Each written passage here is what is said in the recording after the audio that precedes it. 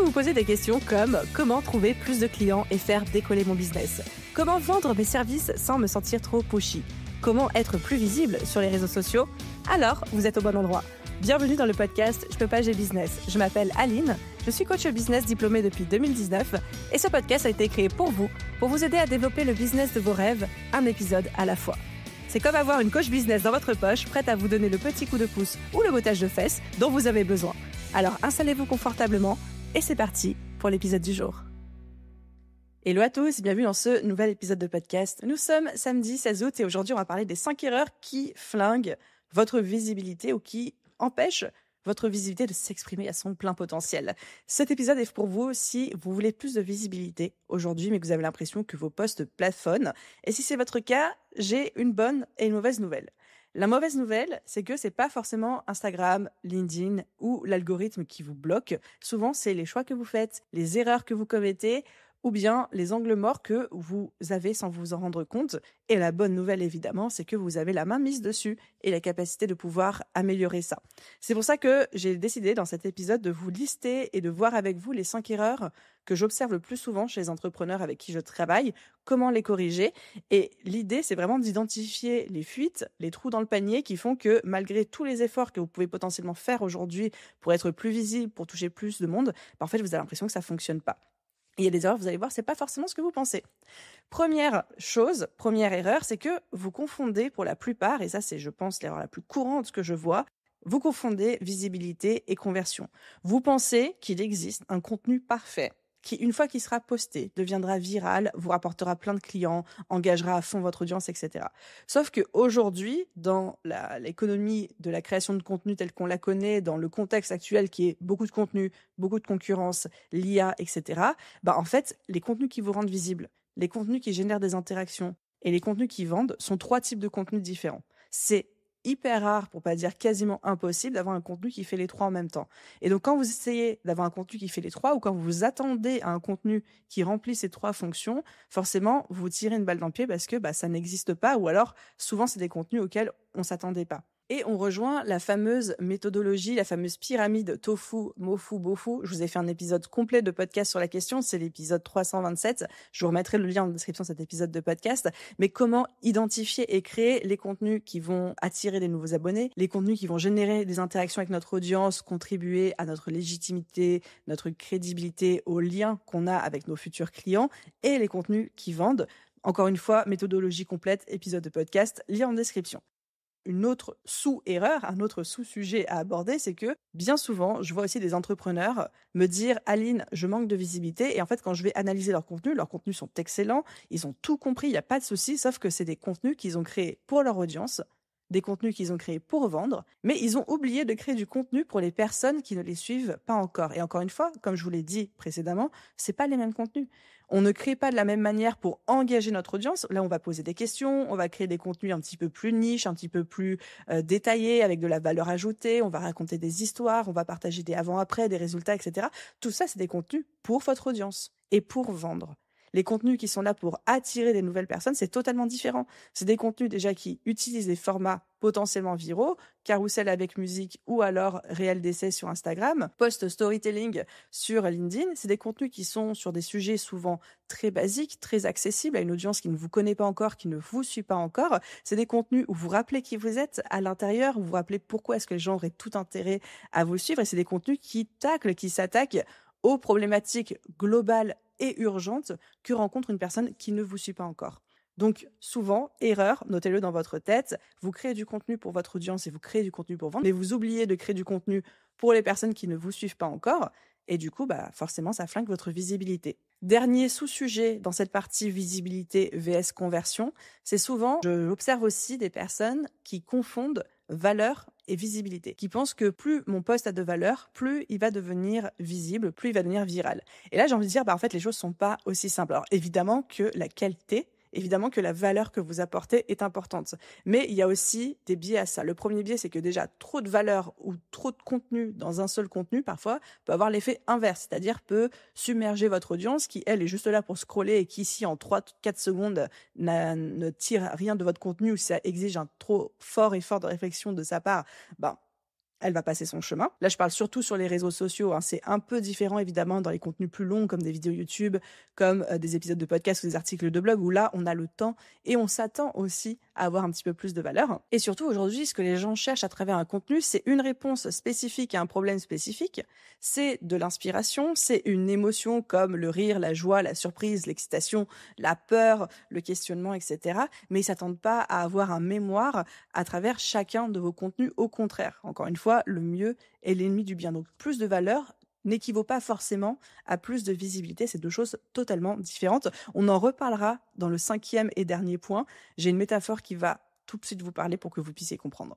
J'en arrive à ma 2e erreur qui flingue votre visibilité, c'est lorsque vous pensez que créer du contenu égale se rendre visible. Alors, oui, évidemment, la création de contenu est une stratégie pour avoir plus de visibilité. Je veux dire, tout mon business model repose là-dessus personnellement, donc je serais bien hypocrite de vous dire le contraire, mais en fait, c'est loin d'être la seule, et c'est loin d'être la plus efficace aussi. Par exemple, la stratégie du plan média est extrêmement efficace pour vous rendre plus visible auprès d'audiences qui ne vous connaissent pas encore, voire même encore plus efficace que la création de contenu. Donc, si jamais aujourd'hui vous n'avez pas de plan média, pensez-y, c'est accessible à tout niveau d'entrepreneur, c'est accessible quelle que soit votre ancienneté, votre expérience, votre expertise, votre industrie, vraiment tout le monde peut le faire.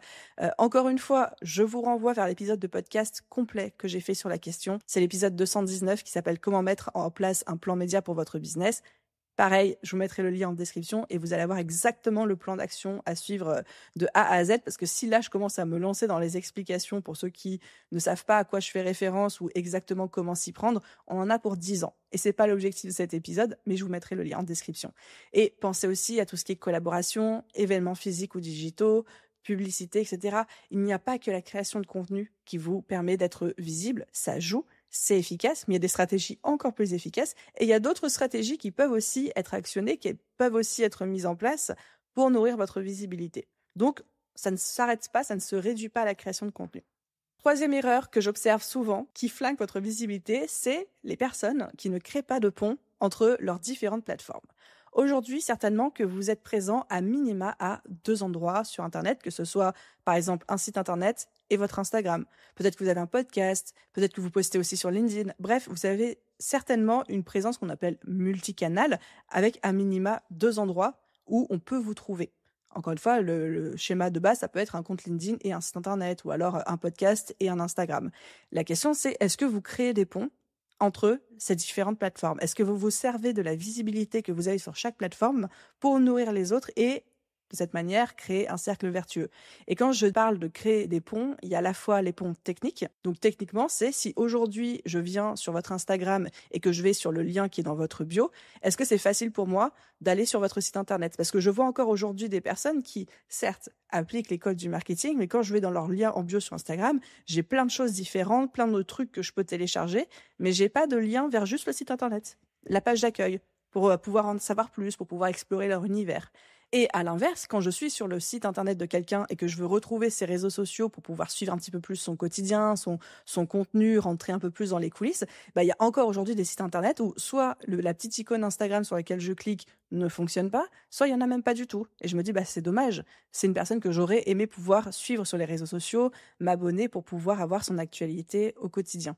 Et c'est pour cette raison que bien souvent, moi, vous m'entendez vous pitcher d'autres épisodes de podcast, que vous m'entendez de temps en temps vous dire « venez me dire sur Instagram ce que vous en avez pensé », que vous avez toujours aussi mes liens dans les descriptions des épisodes de podcast parce que je me sers de la visibilité de ce podcast pour nourrir mon compte Instagram, de la même manière que je me sers de mon compte Instagram pour faire la promotion des épisodes de podcast et nourrir les écoutes. Et encore une fois, ça crée un cercle vertueux. Donc, première question à vous poser, c'est est-ce que vous avez un pont technique? C'est-à-dire, est-ce que techniquement, c'est possible de cliquer sur des liens qui nourrissent vos plateformes entre elles? Deuxième type de pont auquel il faut penser, c'est le pont plutôt UX, donc d'expérience utilisateur. C'est bien d'avoir une icône Instagram sur votre site qui dise aux gens allez sur mon Instagram, etc. Mais c'est encore mieux quand vous avez un message, c'est-à-dire des mots, qui incitent à aller sur Instagram.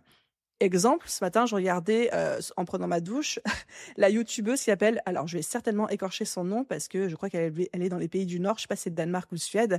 Elle s'appelle Nika Erkulj. Elle fait un peu de développement personnel, comment glow up, comment être mieux dans son quotidien, et cetera. C'est vraiment du contenu, pour moi, un peu, ce que j'appelle le contenu popcorn qu'on regarde sous la douche, d'une oreille, et cetera. J'aime beaucoup la suivre. Bref, je referme la parenthèse. Mais en fait, très souvent, quasiment à la fin ou au milieu de chacune de ses vidéos YouTube, elle dit à son audience, allez suivre mon Instagram si vous avez envie d'avoir plus des backstage, plus ma vie personnelle, etc. Donc elle se sert de son contenu pour créer un pont vers ses autres plateformes. Et des fois, c'est aussi simple que ça, hein. Ça vous demande pas d'avoir des techniques marketing super poussées pour qu'une plateforme nourrisse une autre. C'est juste de dire aux gens spécifiquement, allez me suivre par ici. Ah, j'ai mon compte Instagram, voilà ce que j'y poste. Ah, j'ai mon podcast, voilà ce dont j'ai parlé cette semaine. Parce que parfois, les gens oublient d'aller checker, ne savent pas que vous avez ces autres plateformes, ou alors, encore une fois, si vous leur dites pas, ils vont pas y penser à votre place. Donc ça, c'est notre 3e erreur. Vous ne créez pas de pont entre vos différentes plateformes.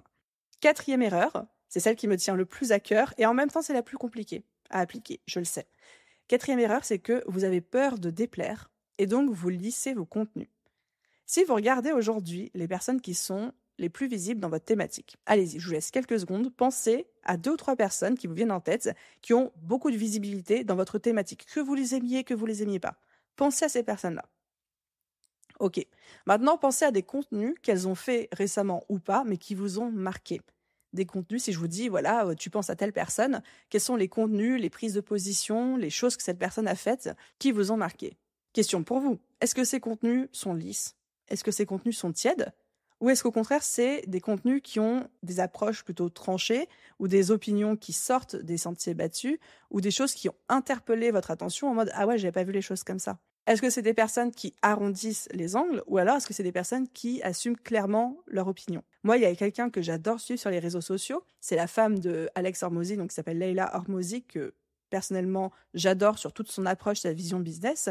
Et en fait, il y a quelques mois de ça, elle a publié son mantra qui s'appelle « Fuck the mood, follow the plans ». Littéralement, ça veut dire « fuck ton humeur du jour, on suit le plan qu'on s'était fixé ». Et en fait, quand elle a partagé ce mantra, ça a fait j'allais pas dire un tollé, parce que c'est pas non plus devenu viral, etc. Mais en tout cas, ça fait beaucoup, beaucoup réagir son audience, parce qu'il y a toute la team de personnes qui se reconnaissaient dans cette démarche-là de ouais, en fait, on s'en fout de notre humeur du jour, vas-y, on suit le plan d'action et on se trouve pas d'excuses. Et il y avait aussi toute la team qui arrivait en mode non mais attends, les personnes en burn-out, elles peuvent pas forcément le faire et puis c'est important de s'écouter aussi, etc.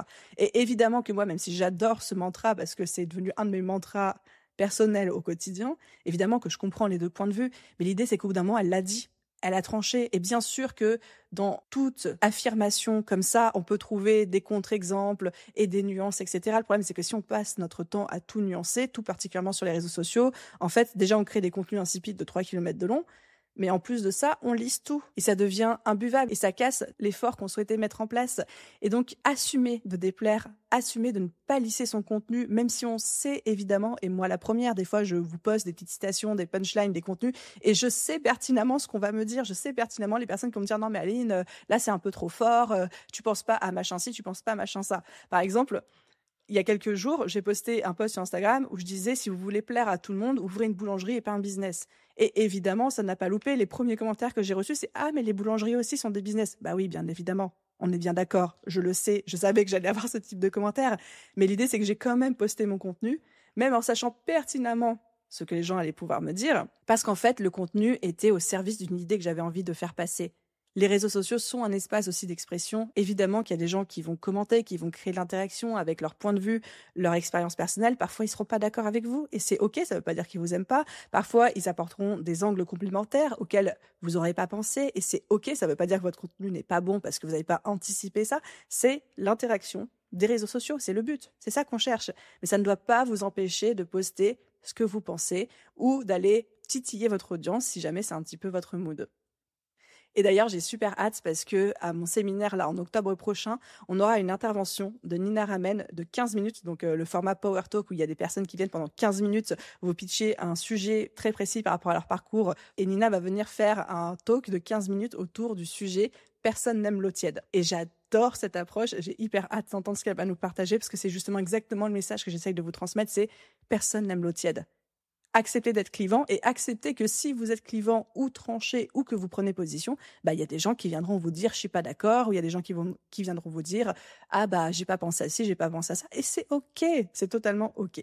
J'en arrive à ma 5e et dernière erreur qui flingue votre visibilité, c'est que vous refusez de jouer les règles du jeu, de la visibilité. Avec mon chéri, on a un jeu qu'on adore, lui et moi, c'est que on se pose et on regarde les tenues des gens qui passent devant nous et on regarde ce que ça raconte sur eux. Donc ça peut être sur la plage, ça peut être à la terrasse d'un café, ça peut être dans un resto. On regarde les tenues des gens et on essaye de deviner ce que ça raconte sur eux.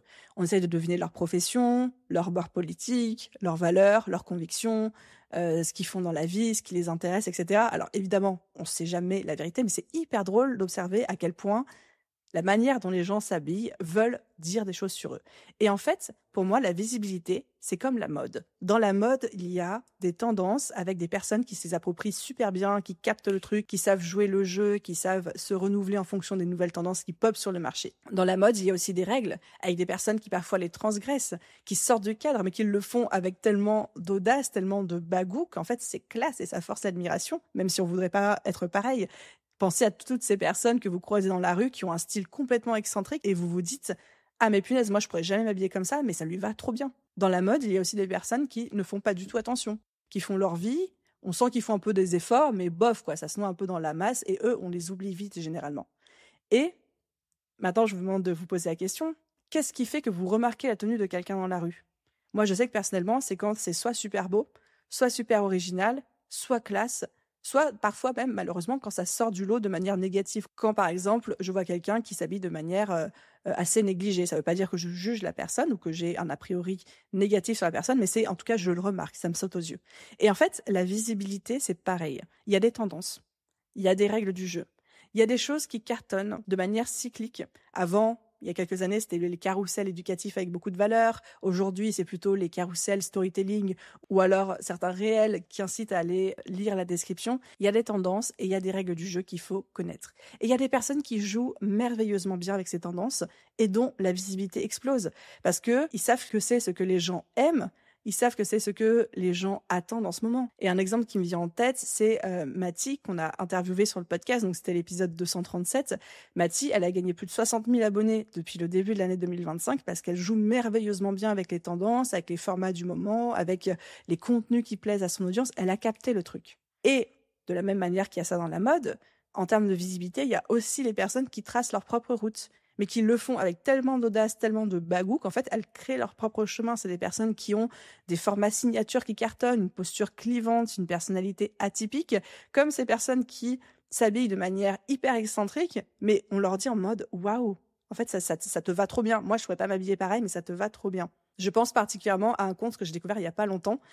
Peut-être que vous le connaissez aussi. C'est une nana qui s'appelle Lâche ton assiette. Et en fait, elle a un nouveau format un petit peu réactionnaire féministe que j'adore, où en gros, elle décortique et affiche tous les commentaires déplacés d'hommes sous les posts de certaines femmes. Donc, elle le fait auprès des grandes influenceuses. Un des posts de Lina Situation où il y avait pas mal d'hommes de son audience qui se permettaient de faire des réflexions sur sa prise de poids, la taille de ses cuisses, etc. Et pareil, dans le réel, parce qu'elle fait ça sous forme de réel, elle affichait à la fois le commentaire de la personne et puis elle affichait en gros sa tête en mode « mais qui es-tu ?» pour te permettre de commenter ça et de parler du corps d'une femme de cette manière-là. Et moi, j'adore ces formats. Et en fait, ils cartonnent en ce moment. Je les vois passer de partout sur les réseaux sociaux. Et donc, format signature, personne qui trace sa propre route, qui crée son propre chemin avec de l'audace, avec du bagou. Et donc, la question à vous poser, là maintenant tout de suite, c'est si on se dit que la visibilité, c'est comme la mode, dans quelle catégorie de personnes est-ce que vous vous situez aujourd'hui ? Est-ce que vous faites partie de ces personnes qui s'approprient les tendances et qui jouent avec ? Est-ce que vous faites partie des personnes qui créent leurs propres tendances, leurs formats signature, qui deviennent connus pour ça et qui explosent ? Ou est-ce que vous faites partie des personnes qui jouent à moitié le jeu, mais sont un peu lisses, osent pas trop et du coup se noient dans la masse ? Et je sais que cette question, elle peut être un petit peu vexante, mais je pense que en tout cas, elle est parlante et je le partage même en toute connaissance de cause puisque personnellement, je pense qu'il y a un moment, je savais très bien jouer avec les tendances, que ensuite, pendant une petite année, je me suis un peu noyée dans la masse parce que je vous en ai déjà parlé, mais j'étais dans une période où j'avais un peu plus peur de prendre parti, mon contenu était plus lisse, plus tiède, je me cherchais un petit peu avec toutes les transformations que je vivais avec mon business, etc. Et aujourd'hui, je suis dans cette démarche de me dire, ok, moi, je suis pas quelqu'un qui a cette personnalité, cette force de caractère qui fait que je trace ma propre route, je suis super clivante, provocatrice sur les réseaux sociaux, j'aime venir vous titiller, mais je serai jamais la nana qui enfoncera des portes ouvertes et qui osera créer des tollés autour de ses propos. Ça, c'est pas moi, je pourrais me forcer à faire ça, mais c'est pas moi. Par contre, je suis très bonne à détecter quelles sont les tendances du moment, qu'est-ce qui fonctionne, et à m'approprier les règles du jeu et à vouloir jouer selon les règles du jeu. À votre tour, quelle est la personne que vous souhaitez être? Quelle est la posture que vous décidez d'incarner avec votre visibilité? Voilà sur ce que je pouvais vous dire sur les 5 erreurs qui flinguent votre visibilité. La première, c'était vous confondez visibilité et conversion. La deuxième, c'était que vous pensez que créer du contenu, c'était la seule manière de se rendre visible. La troisième, c'est que vous ne créez pas de pont entre vos plateformes et du coup, vous créez des fuites de visibilité dans votre business. La quatrième, c'est que vous avez peur de déplaire, alors vous lissez vos contenus, vos prises de parole, vos angles, vos opinions. Et la cinquième, c'est que vous ne jouez pas les règles du jeu de la visibilité. J'espère que cet épisode vous a plu. Merci à vous tous de l'avoir écouté jusqu'ici et je vous souhaite une merveilleuse journée, soirée, après-midi, nuit, où que vous soyez. Et je vous dis à très vite dans un prochain épisode. Bye tout le monde!